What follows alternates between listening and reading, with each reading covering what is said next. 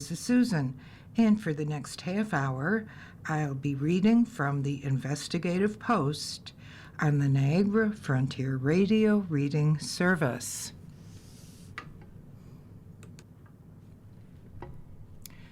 March 17th, 2026. Another Buffalo cop cited for misconduct. Investigation by State Attorney General faults officers' propensity for body cavity searches. He's the 9th Buffalo cop who the AG has faulted. This article is written by Jeff Kelly. Buffalo police officer Calvis McKnight 6 years ago engaged in a pattern of unlawful manual body cavity searches of drivers pulled over for traffic and vehicle infractions, according to an investigation released last month by the State Attorney General. In short, McKnight demonstrated a propensity for snapping on rubber gloves, pulling down a suspect's pants, and inserting his fingers into the suspect's anus. He performed these searches out in the street in view of other officers and civilian witnesses, one of whom described the subject screaming for McKnight to stop. He did so without warrants or probable cause, investigators concluded, and without producing any contraband as a result of the illegal searches. McKnight's only punishments were lectures from his superiors. The 9-year veteran remains on the police force and earned $129,678 last year, according to state payroll records. Reached by phone, McKnight declined to comment. The police department is required by law to respond to the findings within 90 days. The police spokesman, Timothy Richards, told Investigative Post in an email he anticipated the department would do so within the next week, but would have no public comment prior to responding directly to the Attorney General.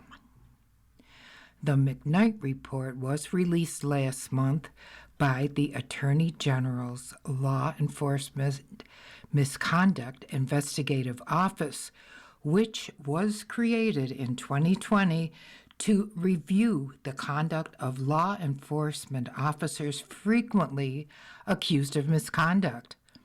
All law enforcement agencies in the state are required to alert the office of any officer who accumulates 5 or more complaints within 2 years.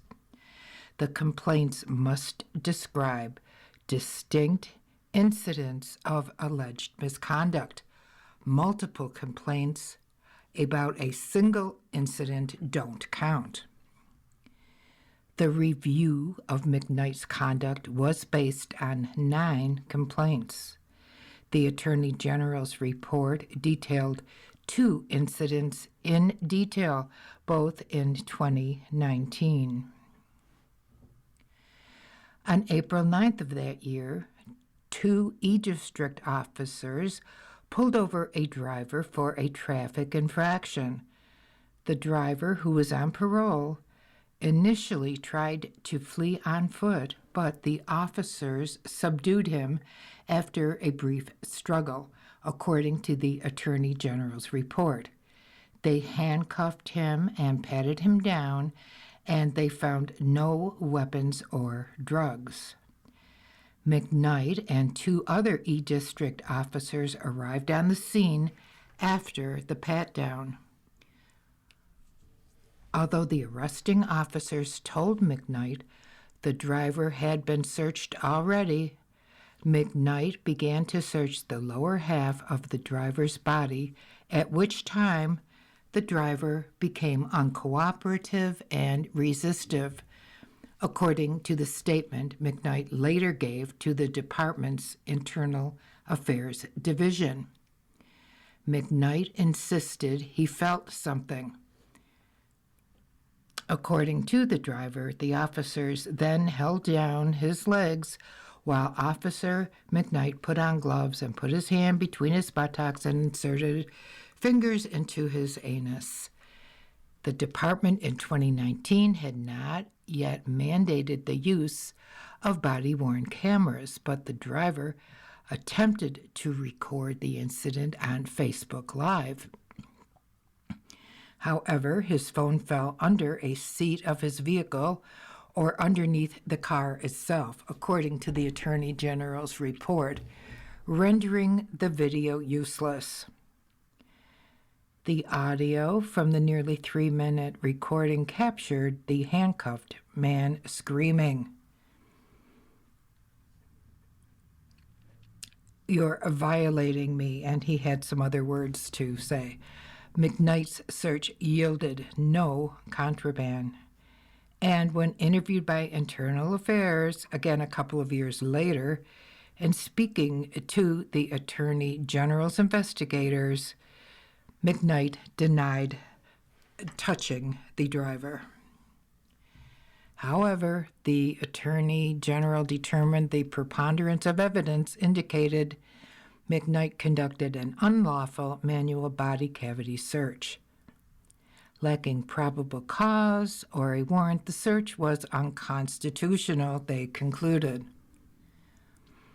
On March 3rd, 2019, McKnight and his partner, Officer Jermaine Barker, pulled over a vehicle claiming the light illuminating the car's license plate was inadequate.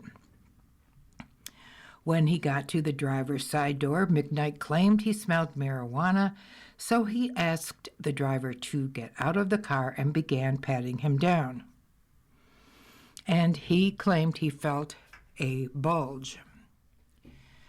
McKnight asked the driver if he had anything, to which the driver repeatedly replied no.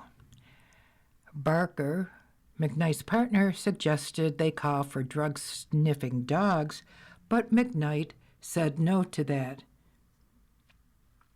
He was going to search the man himself.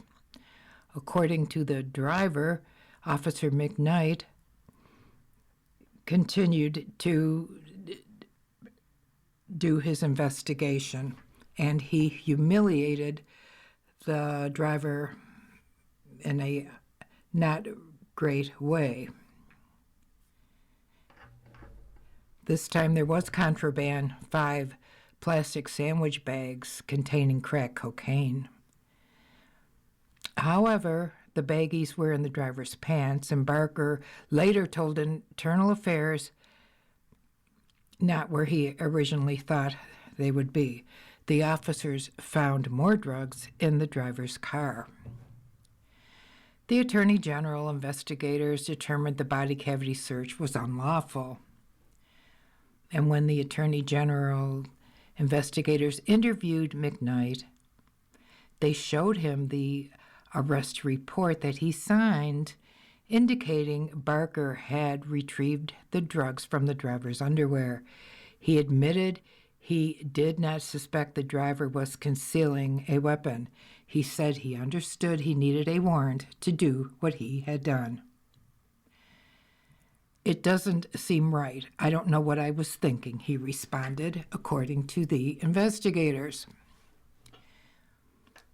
It's too late for further discipline.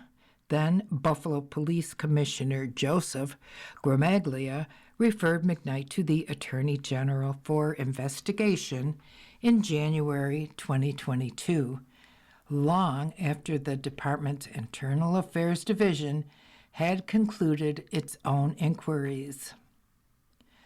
The departmental investigations into McKnight's behavior ended in conferences with a deputy commissioner, scolding in essence. The first of these was October 19th, 2019, the second on March 31st, 2021, which was nearly 2 years after the first incident. The Attorney General's review arrives later still, nearly 6 years after the unlawful cavity search, far past the statute of limitations on any further disciplinary action. The Attorney General's review arrives later still, nearly 6 years after the unlawful cavity searches, far past the statute of limitations for any further disciplinary action. The report notes that McKnight hasn't been the subject of misconduct complaints since 2021, when he was transferred out of E District. Prior to that transfer, his conduct had been investigated a dozen times since he joined the force in November 2016, according to department documents obtained by New York Civil Liberties Union. Half of those inquiries resulted in conferences with headquarters brass. 4 more appear to have been handled by McKnight's E-District superiors. The nature of the discipline, if any, is not described. 2 complaints were not sustained, meaning investigators decided there wasn't enough evidence to determine guilt or innocence. Investigative Post on Monday asked the police department for McKnight's complete disciplinary history, including any misconduct complaints since 2021, under the state Freedom of Information law. The department has yet to provide those records. The Attorney General's report advised discipline for any future misconduct should be progressive and account for the violations described. The state attorney general last year denied a Freedom of Information request seeking the number of officers Buffalo Police and other local law enforcement agencies referred to the Law Enforcement Misconduct Investigative Office for review, on the grounds that doing so might interfere with law enforcement investigations or judicial proceedings. The office has issued reports on 17 Buffalo cops over the past 3 years. 3 of those reports were administrative closures, meaning the office closed the case file because the subject officer had quit, retired, or been fired. In one case, that of Officer Kevin Murphy, the officer was fired and later reinstated per a judge's order. In 6 cases, including McKnight's, the Attorney General's investigators found a pattern of misconduct, and in 5 cases, they found no pattern. In the remaining 3, they found no pattern but noted issues in the officer's job performance that could be problematic. For example, last month, the Attorney General issued a report finding Officer Heo Tran did not exhibit a pattern or practice of misconduct, use of excessive force, or acts of dishonesty. Nonetheless, they found he engaged in conduct that was contrary to various BPD policies and or applicable laws and recommended monitoring and retraining to avoid future incidents. Specifically, Tran, on at least 4 occasions, failed to keep his body-worn camera running during encounters with civilians, violated search and seizure rules, and in one instance removed his duty belt, including his loaded gun, ammunition, and radio, and put it on the trunk of a patrol car, apparently preparing to challenge a suspect to a fight. Tran who joined the police force in 2020 made $133,181 last year, according to state payroll records.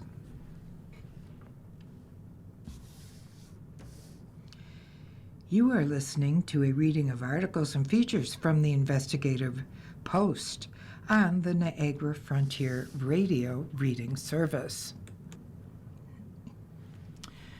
Next, we have a report on how the government can track your movements, published by Jim Heaney. This is how Big Brother is operating these days. The online advertising industry has built a massive surveillance machine, and the government can co-opt it to spy on us, reports the Electronic Frontier Foundation. For years, the internet advertising industry has been sucking up our data, including our location data, to serve us more relevant ads. And at the same time, we know that federal law enforcement agencies have been buying up our location data from shady data brokers that most people have never heard of. Now, a new report gives us direct evidence that Customs and Border Protection, known as the CBP,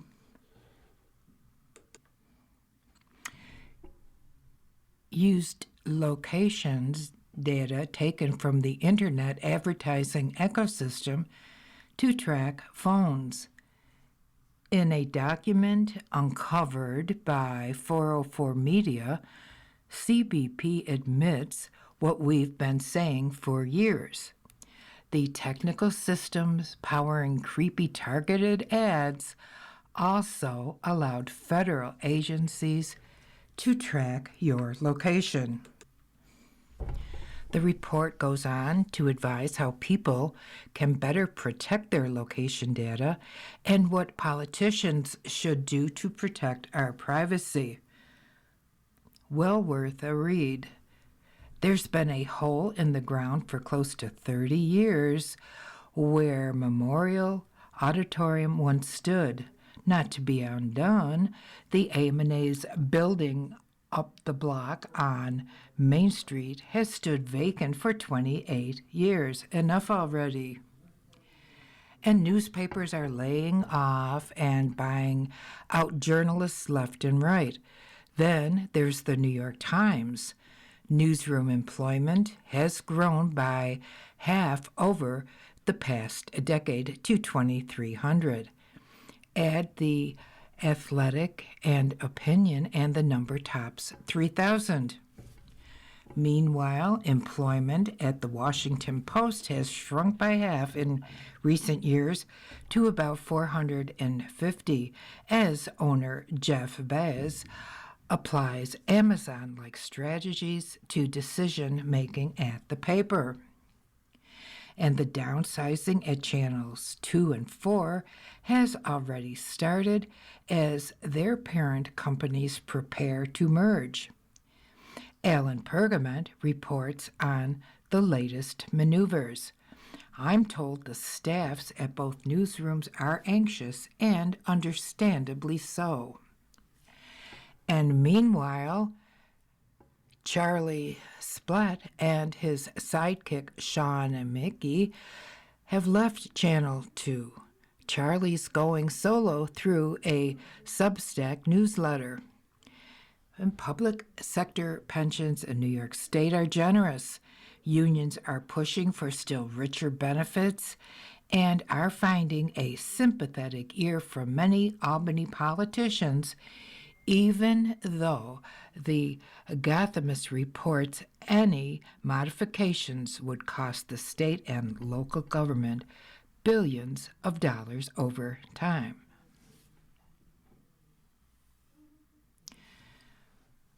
New York Times published an excellent story last week on the undue influence billionaires are having over our electoral politics. accounting for a disproportionate amount of campaign contributions. There's also a summary version. Another gift article, this is from the Wall Street Journal, documents how the Trump administration is targeting American citizens who dare dissent.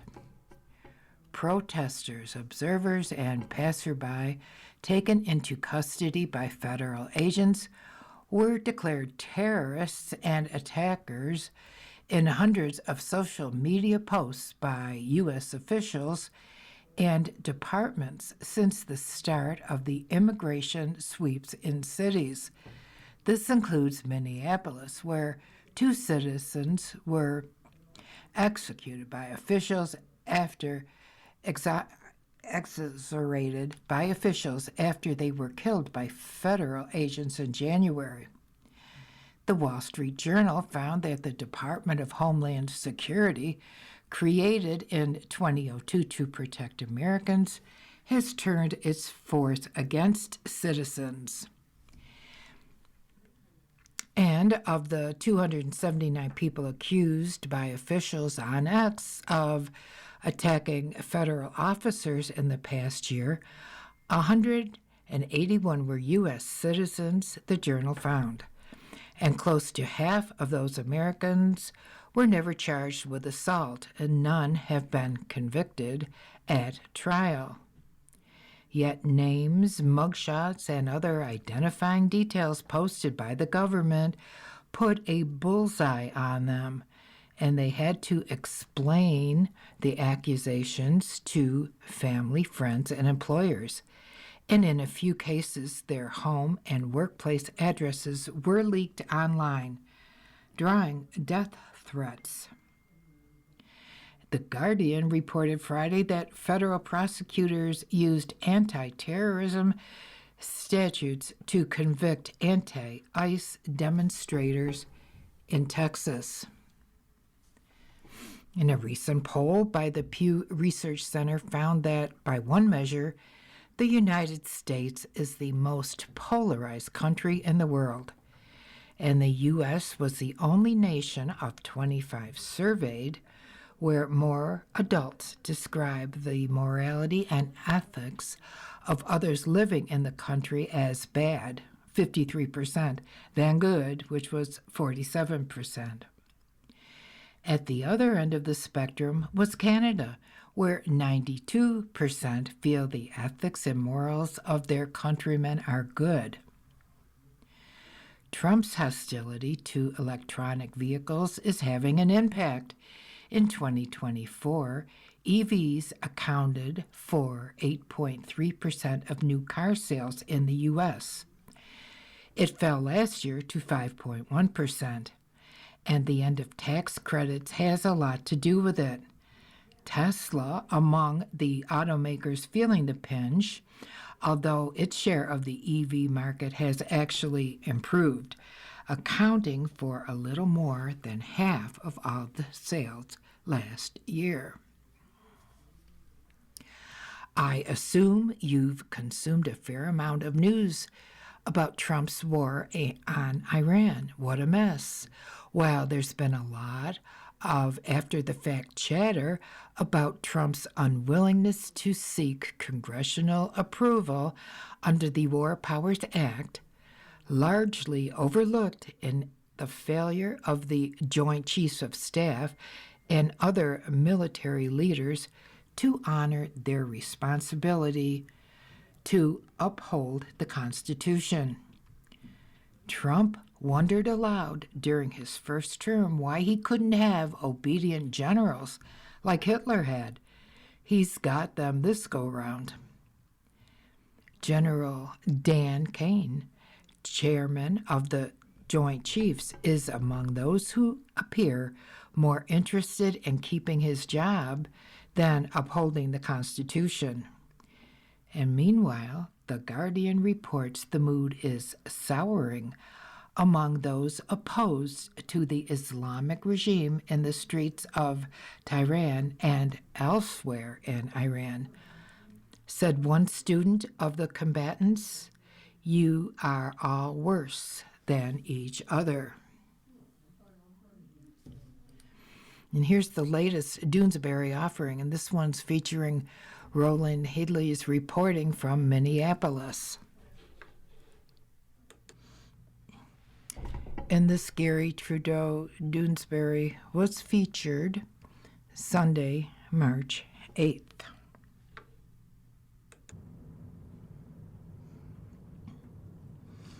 You've been listening to a reading of articles and features from the Investigative Post. We read from the Investigative Post on Thursdays at 8:30 a.m. Your reader has been Susan, and thanks for listening.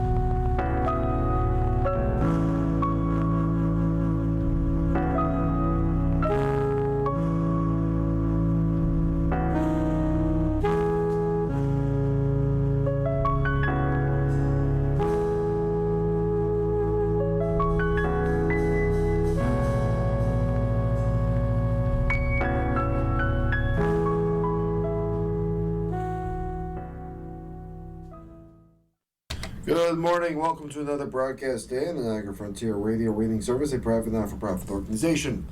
As always, please feel free to contact us with your comments, suggestions, and questions you may have. And as always, please stay with us. Our Reading the Buffalo News is coming up in just a moment. And as I said, feel free to contact us with those comments, suggestions, or questions you may have. The following program is intended for listeners who are blind, have low vision, or another